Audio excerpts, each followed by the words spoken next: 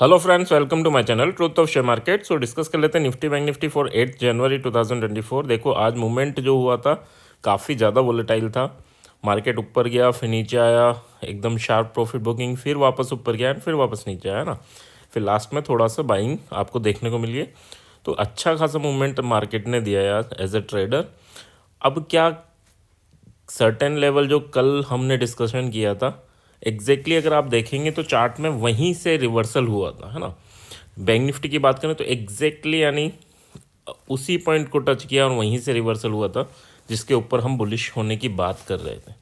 And उसके बाद अच्छी खासी प्रॉफिट बुकिंग हमारे सेकंड टारगेट तक टच हुए हैं। अब कल के लिए क्या इंपॉर्टेंस है ये चीज़ समझ के चलना। First of all this video is only for education purpose. यहाँ मेरा Telegram link and WhatsApp number given है, सो प्लीज़ ज्वाइन कर लें। स्टार्ट करते हैं with big player data.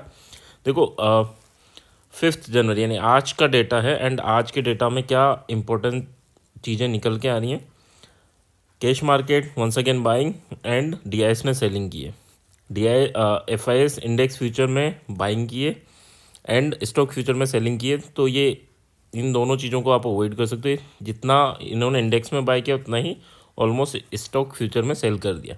Important data क्या है तो 26,000 करोड़ की इन्होंने ऑप्शन बाइंग कर रखी है। जबकि आप देखेंगे कि 2 दिन अब सैटरडे संडे मार्केट ऑफ रहेगा, मंडे में मार्केट खुलेगा, यानी 2 दिन बाद मार्केट खुलेगा एंड वहाँ पर ये डीके का रिस्क लेने को तैयार बैठा। ठीक है, डीके क्यों? क्योंकि 2 दिन के बाद जब मार्केट खुलेगा तो 20% डीके आपको देखने को मिलेगा प्रीमियम में एटलीस्ट। अगर मार्केट यहीं खुलता है या थोड़ी देर भी यहाँ रुकता है तो इवन अगर 0.2% ऊपर 0.2% नीचे भी अगर मार्केट फ्लक्चुएट होता है, 0.3% भी ऊपर नीचे फ्लक्चुएट होता है तो भी आपको डीके ही देखने को मिलेगा, कोई बेनिफिट्स नहीं होने, है ना। बट इन्होंने इतना रिस्क लिया है तो ये रिस्क लिया है तो मतलब मार्केट में एक आपको मूवमेंट जरूर देखने को मिलेगा, अपवर्ड डायरेक्शन में हो या डाउनवर्ड डायरेक्शन में हो। निफ्टी में 12,000 करोड़ की इन्होंने ऑप्शन बाइंग कर रखी है और बैंक निफ्टी में 11,000 ऑलमोस्ट 12,000 करोड़ की ही ऑप्शन बाइंग कर रखी है। फिन निफ्टी की बात करें तो फिन निफ्टी की एक्सपायरी ट्यूसडे में होगी एंड उसमें भी 1,700 करोड़ की ऑप्शन बाइंग है। यानी हर जगह आपको मूवमेंट दिखेगा, यानी मार्केट में ही ओवरऑल मूवमेंट देखने को मिलेगा। अब अगर बड़ा गैप अप गैप डाउन हो जाएगा तो फिर इनका काम बन जाएगा, ये एग्जिट कर लेंगे और फिर मार्केट छोटी सी रेंज में फंस जाएगा। बट अगर मार्केट साइडवे ही ओपन होता है तो फिर आपको मूवमेंट देखने को मिल सकता है। बड़ा गैप अप गैप डाउन का मतलब क्या है? 0.8% से ऊपर, यानी ऑलमोस्ट 1% के अराउंड अगर गैप अप गैप डाउन हो जाता है तो फिर मार्केट में मूवमेंट बचता नहीं है। ठीक है, अगर 1% गैप अप हो जाए तो फिर तो प्रॉफिट बुकिंग आती है ना।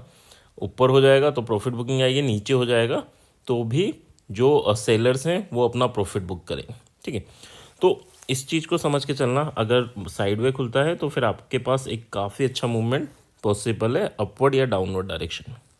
अब ये अपवर्ड होगा या डाउनवर्ड होगा ये आगे हम डिस्कस कर लेते हैं। तो देखो इंडियन विक्स की बात करें 5.3% डाउन रहा है, मतलब डेटा आपका ये पॉजिटिव डेटा है। ठीक है, निफ्टी अप है, सेंसेक्स अप है। बात कर लेते हैं चार्ट में। तो चार्ट की बात करें तो वही लेवल है अभी जो कल के लिए इम्पोर्टेंट थे। देखो एक तो इसने अपना लास्ट स्विंग हाई को ब्रेक किया है एंड उसके बाद वहीं सर्वाइव किया है। एक बार ब्रेक किया, वापस नीचे आया और सेकेंड टाइम फिर जाके ऊपर ही क्लोजिंग दी। तो जब क्लोजिंग दी है लास्ट स्विंग हाई की तो फिर अब पॉसिबल ये है कि मार्केट एक अपवर्ड डायरेक्शन में मूवमेंट दे सकता है। ठीक है, क्योंकि अगर ये स्ट्रक्चर था, फिर हाई बनाया, फिर लो बनाया, बट वापस जाके इसने हायर जो इसका लास्ट हाई था उसके ऊपर जाके क्लोजिंग दी, तो दैट इज़ पॉजिटिव सिनेरियो। तो पॉजिटिव मतलब हम अपवर्ड डायरेक्शन में एक मूवमेंट देख सकते हैं। बट हम कब बुलिश होंगे? अगर 740 का लेवल टूटता है तो हम 830 के लिए और फिर 920 के लिए बुलिश हो जाएंगे। अच्छा, यहाँ पर हम SL भी लेके चलेंगे 700 का। ठीक है, और अगर इनिशियल लेवल पे देखेंगे तो बियरिश कब होंगे? तो 686, यानी अगर 680 का लेवल ब्रेक होता है तो फिर आप बियरिश हो सकते हो। कहाँ तक के लिए? 580 एंड फिर 490 तक के लिए। तो बियरिश कब होना है और बुलिश कब होना है ये आपको क्लियर रखना है। ये ऑलमोस्ट 50 पॉइंट की रेंज है, इस 50 पॉइंट की रेंज में आपको ट्रेड नहीं करना, यहाँ फंसता है मार्केट। बट अगर ब्रेकआउट हो, ब्रेकडाउन हो, तो हमें ट्रेड करना है। अगर हम यहाँ बुलिश हो रहे हैं तो मैक्सिमम एसएल हमारा ये लाइन होनी चाहिए, और अगर यहाँ बियरिश हो रहे हैं तो मैक्सिमम एसएल ये लाइन होनी चाहिए। तो ये चीज़ें क्लियर रखना है हमें कि किस वे में हम ट्रेड इनिशिएट करें या कब हमें ट्रेड में एंटर करना है। मानो बड़ा गैप डाउन हो जाए तो फिर क्या होगा, जिन्होंने यहाँ सेल कर रखा है वो प्रॉफिट बुक करेंगे, मार्केट को ऊपर लेकर आएगी।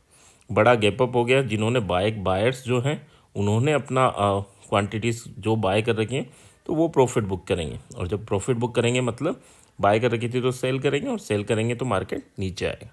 तो इस वे में अगर बड़ा गैप अप गैप डाउन हो जाए फिर आपको अपोजिट डायरेक्शन की ट्रेड ढूंढनी है, ये नहीं कि एंटर कर जाना है।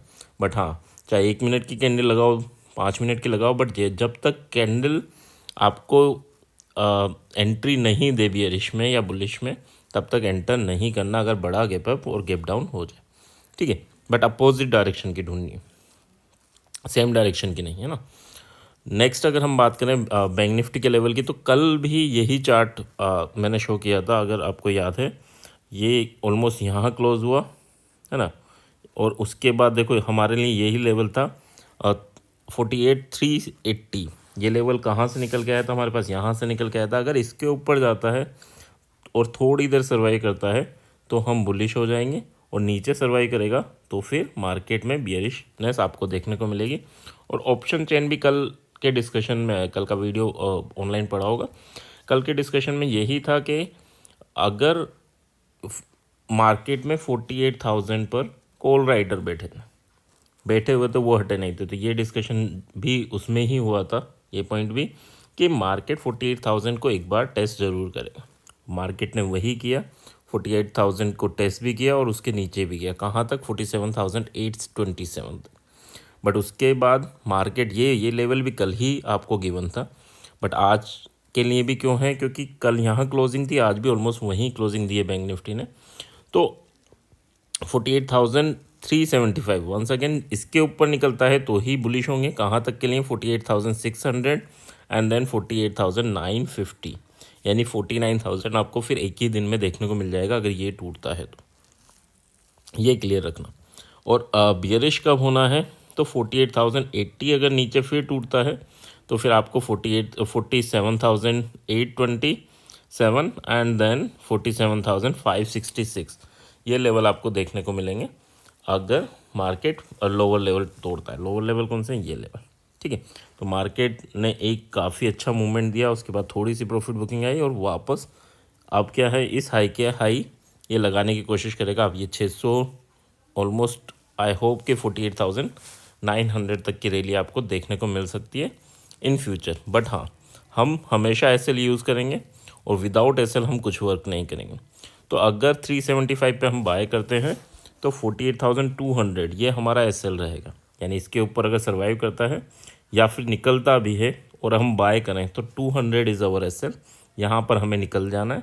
और अगर 48,080 के नीचे जाता है तो आपका एसएल 250 इज़ योर एसएल, ठीक है।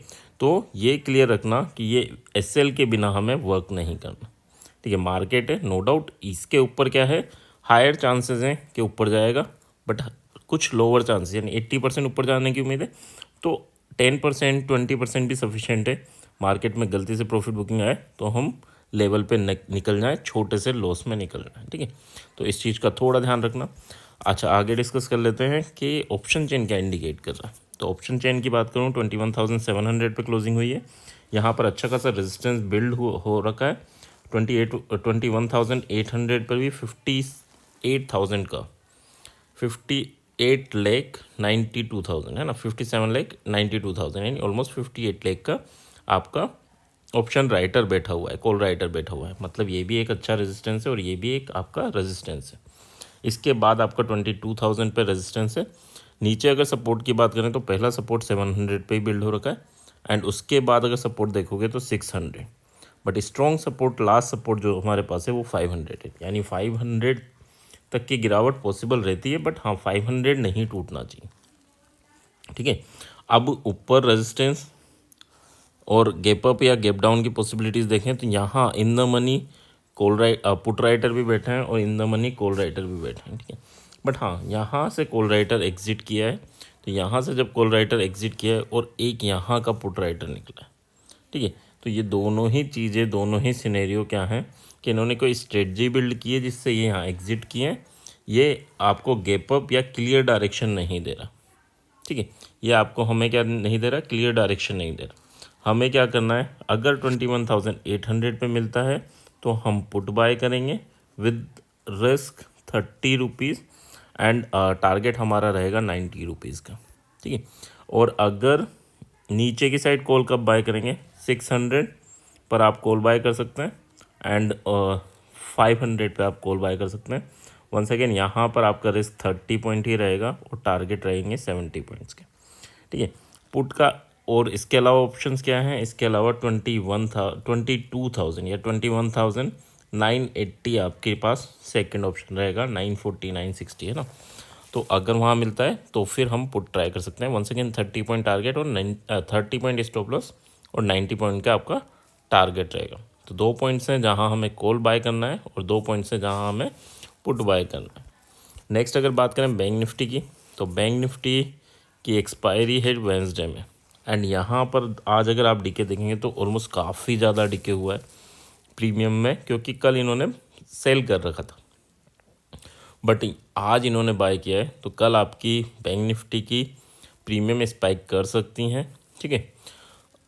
किस वे में कर सकती हैं, तो 48,159 पर ये क्लोज़ हुआ है और यहाँ पर अगर मैं देखूँ तो 100 260 एंड 240 काफ़ी कम प्रीमियम पे क्लोजिंग हुई है, क्योंकि आपका विक्स भी डिके हुआ था, है ना। यहाँ पर अगर फर्स्ट रेजिस्टेंस देखें तो 48,300 और 200 ये आपकी रेंज है जहाँ पर आपका फर्स्ट रेजिस्टेंस है 22 लाख एंड 20 लाख। अगर 250 ये आपका टूटता है तो फिर आपको 500 तक की रैली देखने को मिलेगी। यहाँ पर क्या है, 27 लाख का आपका ऑप्शन राइटर्स बैठा हुआ है। तो यहाँ पर हमारा एक पुट बनता है, कहाँ पर, 550 पे, जहाँ हमारा 100 पॉइंट का एसएल रहेगा और टारगेट रहेंगे 300 पॉइंट्स के, ठीक है। कॉल कहाँ बनेगा, तो कॉल का वंस अगेन लेवल जो रहेगा वो रहेगा 47,900। यहाँ पर भी हमारा 100 पॉइंट का रिस्क और 300 पॉइंट के टारगेट रहेंगे, ठीक है। आज भी अगर आपने देखा हो लास्ट में तो यहाँ 830 तक गया और उसके बाद वापस बाउंस कर गया और फिर कहाँ तक गया है, ऑलमोस्ट 250 पॉइंट हमें मिले, है ना।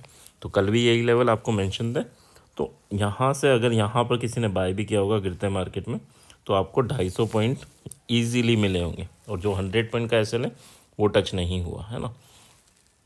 इसके अलावा कहाँ ट्राई कर सकते हैं, तो फिर इसके ये अगर टूटते हैं तो फिर हमें 47,500 पे कॉल ट्राई कर सकते हैं।